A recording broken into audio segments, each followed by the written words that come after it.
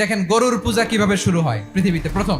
বনি ইসরায়েলের এক দুষ্ট লোক ছিল, নাম সামিরি। সে সবাইরে বলল তোমাদের স্বর্ণগুলো ফালাও। স্বর্ণগুলো ফেললো, বনি ইসরায়েলের স্বর্ণগুলোকে গলিয়ে গরুর বাচ্চা বানালো, গোবৎস। জিব্রাইল আলাইহিস সালাম যে জামিনে এসেছিলেন, ওই ফেরেশতার পায়ের নিচের একটু মাটি সে বুদ্ধি করে প্যাকেটে রেখে দিছিল।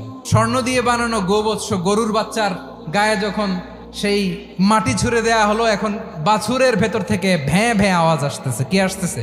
সবাই তো অবাক। সামিরি বলে, আরে তোমরা যে 70 জন দিয়ে মুসা আলাইহিস সালাম রে পাঠাইছো ওইদিকে, এত ঘুরতেছে, আল্লাহরে খুঁজে পায় না। আল্লাহ তো এটার ভিতরে ঢুকছে, নাউজুবিল্লাহ, এটার ভিতরে সেজদা দাও। এই সেজদা দিয়ে গেল। হারুন আলাইহিস সালাম তাদেরকে বুঝালেন, শিরক করো না, আল্লাহরে ভয় করো। শুধু এতটুকুই তিনি বুঝালেন, দাওয়াতি কাজ পালন করলেন, কিন্তু প্রতিরোধ করেন নাই। এই ঘটনা থেকে শিক্ষা কি? শিক্ষা হচ্ছে, আপনি শিরকের আড্ডাখানা দেখলেও বৃহৎ স্বার্থে তাওহীদের দাওয়াত দিবেন, প্রয়োজনে আপনি ঐক্য নষ্ট করবেন না। সুবহানাল্লাহ পড়বেন না?